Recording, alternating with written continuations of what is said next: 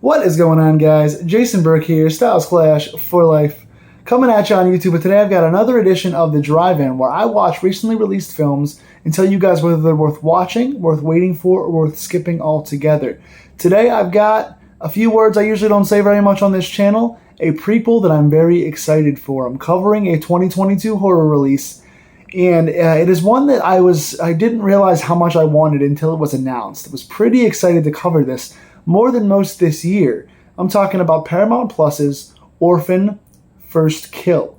Now, if you guys have not seen the original Orphan in 2009, 13 years ago, what are you doing here? If you're on this channel and you love horror, pause this video and go watch Orphan from 2009. It starts out kind of in what you think is going to be a pretty standard bad seed evil kid movie, and winds up being really dark and really twisted and well acted. The twist is excellent. The movie is paced well. Orphan is just an underrated gem that I really enjoy. It is one of the better modern bad kid movies, maybe in general, I've ever seen in the horror genre. I really like that a lot. And now 13 years later, we're getting a select theaters / streaming service prequel.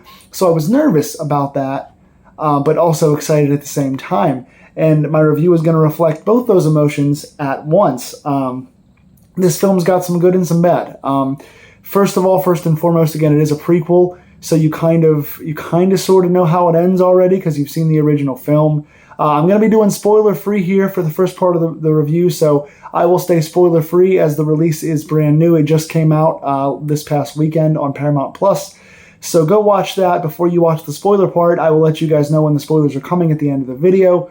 But this film is written by David Coggeshall, who's also written Prey from 2019 and the Scream TV series that I really enjoyed. Directed by William Brent Bell. He gets a lot of crap. He's not really a beloved horror director, but I think he's hit or miss. There are things of his that I don't like Devils Do, and things of his that I do like Stay Alive and the Boy series. Those get a lot of crap, but I actually quite enjoy those. So the team has clearly got some inspiration from the first film, and we've got a lot of horror lovers on the project, which is nice.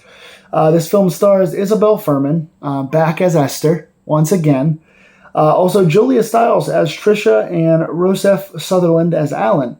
And basically the plot is that this aristocratic kind of rich family who has a lot of material things has lost their daughter who ran away or went missing 4 years prior, and they get reunited with their daughter, who is, of course, Isabel Fuhrman's Esther, and a bunch of horrific things ensue from there. So a family is reunited with their daughter, who they think is Esther, of course, who we know already has another identity from the last film. And I want to get right into some positives here. First things first, with most prequels, they're pretty run-of-the-mill because, again, you already know how the modern movie goes. You've seen the first film, so the prequel was just going to lead into a story you've already seen. So you kind of usually know how things are going to play out in most prequels, but in this film, they did a creative job of really putting another new twist in there. If you thought the 2009 twist blew you away, which it did me, this one is also formidable. This twist takes a hard left turn about 30 to 45 minutes into this film, and you're going, whoa, I did not see that coming whatsoever. They did a nice job of turning the story into a different layer and giving the characters a bit of a different edge to change the predictable outcomes of what this story could have been.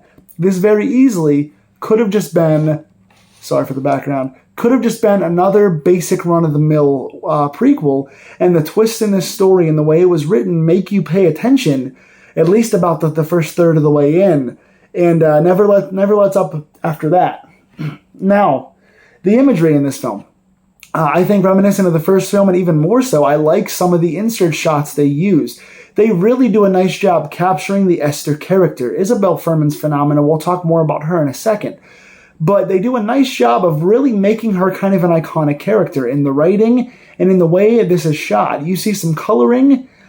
They use some really intensely colored scenes in the opening of the prequel, which I think is a really solid opening. The first 5 minutes do a nice job building tension for Isabel's character, and using some intense lighting, but also throughout, they use lighting and really cool insert shots. You get a lot of extreme close-ups on Isabel to kind of show the dichotomy between the innocence of the child character and the depravity and the mysteriousness of kind of what her intentions are. So they do a nice job, maybe even more so than the first one, in capturing good camera shots to kind of help build tension. Where sometimes some of the acting and some of the writing get a little bit over the top, the coloring and especially the camera shots, cinematography, do a nice job of kind of making you feel like, oh, something's going to happen here, something big is going to pop out, and it usually does. So that was done well. Isabel Fuhrman in general has to get a plus for me. The acting is hit or miss. Some actors here are really good, some are not so good. Isabel Fuhrman has this character down pat. If you saw the first film, and again, if you have not, there will be spoilers to the first film, the original Orphan, but Isabel Fuhrman is a young girl who looks like a young girl who suffers from dwarfism, and she is actually a 30-plus-year-old woman who's got ulterior motives. So she has kind of the innocence of a young girl, but also then, as you find out she's a deprived adult later on, you really get kind of that really big twist from the first movie. And Isabel Fuhrman is really, really good, especially since it's been 13 years and she's aged now. So they had to de-age her in this film, and they did it with all practical effects. So big props to the practical effects team for making her seem just as young as she was in the first film. Obviously, her face looks a little bit older because she's aged 13 years. But props to the effects team and props to Isabel Fuhrman for keeping herself youthful while also the secret behind it that she is older. So as she's aged in real life, she's playing a young girl who's actually aged, but has aged in her real life as well. And that's a really tough thing to do when you have two films separated by 13 years. This is supposed to be a prequel, so it's supposed to have happened before the original Orphan, but it's 13 years later, so the character has aged insurmountably. You can't really hide that on camera, and for the most part, they did a great job of that. So big props to the crew and Isabel for their acting in that sense. But now we get into some negatives. The pacing of this film is a little bit off. For the first 30 minutes, I was not very invested in this film. They had a good 5-minute open with some nice tense lines and some good delivery and some nice looks. And then all of a sudden, it becomes kind of run-of-the-mill. It feels very flat to me. There's not a real connection in the family's backstory aside from the tragedy they suffered in losing their daughter. And even when they bring those moments up and you see them reuniting with their daughter when they come to find Esther, you don't feel the emotion, you don't feel the connection. The bond of the family really doesn't feel like it's there. And there's a few other points I have to make with that. But I feel like you don't feel as much tension with the family, and you don't kind of see how separated they are once they've lost their daughter. The point to a family losing their young child is that everyone is affected, and they're losing part of their personality and their bond through that tragedy. You don't necessarily feel that. The first part feels flat, and once they find their daughter again, you think, it doesn't feel as emotional as you think it would. Isabel has to fit in with this family for them to believe that she is who she says she is, and vice versa. For her to be the child reuniting with her parents after 4 years, this scared little girl has to feel invested. And there's a couple times that it does, but most times it does not. That's where I think part of the acting and the chemistry fall flat in this, is that you don't get the high stakes. And that's another note of mine. Stakes don't feel that high.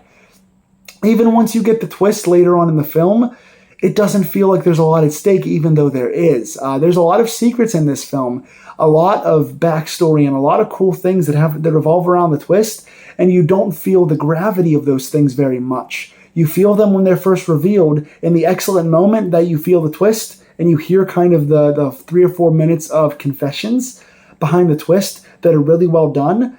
The rest of it before and after doesn't feel like the stakes are that high. I wasn't that invested in the story until the twist. And even after it, I was like, oh, this moment should feel a little more serious. The clock is ticking. This should feel a little more important. Who's going to win this battle? Somebody's got to go here in this battle of wills. And like I said, there's moments that you do feel that. But for the most part, I don't think the writing or the pacing really lives up to those standards. If that makes any sense. I'm trying to talk about this without spoiling anything. Then you get to leaps in logic. There are some leaps in logic here.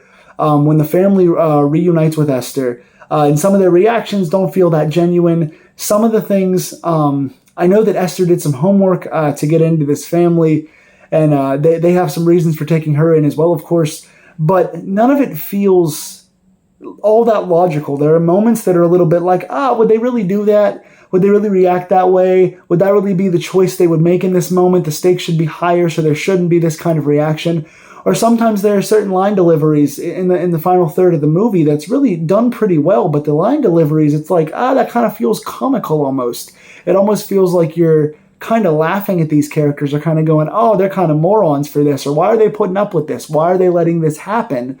And it doesn't feel all that logical, which takes you out of the storytelling, especially in the final act when it's really important that these decisions are made. Finally, the final decision in the movie that comes down to the end of the film is taken out of the character's hands.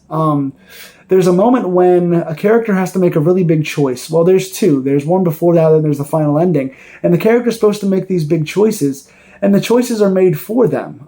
The world, the universe, whatever you want to call it, winds up making the choices before the characters get to, and it takes the tension away. Because part of the tension is, what's this character going to choose to do? Are they going to risk their lives to try to take out the evil forces? Are they going to risk being exposed? And then there's a final choice where it's like one or the other, and the character don't get to make the choices themselves. It is fate that makes the choices for them, which kind of mitigates the point and purpose of these choices in the first place. So you feel a little bit cheated in the last final conclusion of the film. Like I said before, things get a little bit silly with some of the line deliveries and that.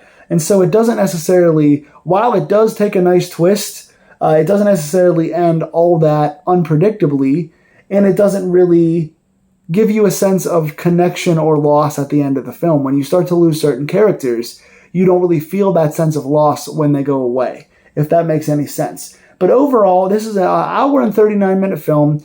Again, it's available in select theaters. I wouldn't recommend going to the theater. I don't think it's worth spending that much. But if you got Paramount Plus, if you're watching football this season or whatever you got Paramount Plus for, I think it's worth a watch. It's a fairly fast hour and 39. The second half of the film is really well paced. It is a bit to get through at first. It does feel slow. It's like really good intro, lags in the middle, and then gets to the big twist in the middle of the film. And from there, it's pretty good. So I would recommend watching this. I'm going to say while it's nowhere near as logical or as fun or as complete as the first film, it is a solid companion piece. It is a solid prequel that does a lot of things to make itself stand out. Some of the acting is really good. Some of the storytelling is good. Some of the twists are good. So I would recommend this. I would say 6 out of 10 overall. Not quite to the level of the first film or what I had hoped for, but when you hear a 13-year later prequel on Paramount Plus, you have low expectations, and this would have exceeded those expectations. So I'm going to give this a 6 out of 10. Now for some spoilers real quick.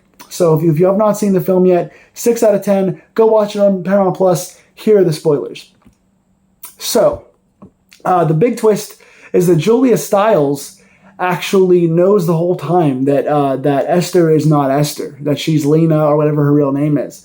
And so Julia Stiles covered up when their son and daughter were fighting each other, getting into a domestic spat. But when the son accidentally kills the daughter, Julia Stiles wants to maintain the family's connectivity and maintain their aristocratic upper crust behavior, and wants to stay out of the news and maintain their family's good name, and hides and covers up the body so she could cover up the son's murder. And so she knows that the daughter is dead, but she wants the husband to be happy again because the husband has fallen out of love a little bit with her in the movie since the daughter went away and has been missing the daughter so much. So she uses that. Esther's claiming that she's part of the family. She uses that to kind of reconnect the family and save themselves from possible slander and hide her secret. So they both now got secrets because Esther is just pretending to be Esther. She's trying to use them for a connection with the father and for money and stuff like that. And Julia Stiles is trying to use her to keep the family connected and maintain her relationship with her husband and maintain her own good name and keep her secrets. So it's two evil forces kind of together, which kind of takes away there's no one really to cheer for in this film. The protagonists are bad and so is the antagonist, and so you got bad versus bad, and the only good person to care about is kind of the father, who's detached and quiet the entire time. So it doesn't give you a whole lot to cheer for, but it is an innovative twist that really catches you off guard half an hour in and makes you go, wow, I didn't expect that. What's going to happen from here? So like I said, 6 out of 10 overall. I would recommend streaming it if you can. What did you guys think? Tell me in the comments down below. And what other 2022 new releases in theaters or streaming do you want me to review on this channel? I've got another one coming hopefully on Friday for The Invitation, which is coming out in theaters. So come back and check that out. I've got plenty of poetry coming up on this channel, and I've got a lot of Steeler review stuff on this channel as well. So if you like those, come back and check me out. I will see you guys soon. Lock your doors, stay scared, take care.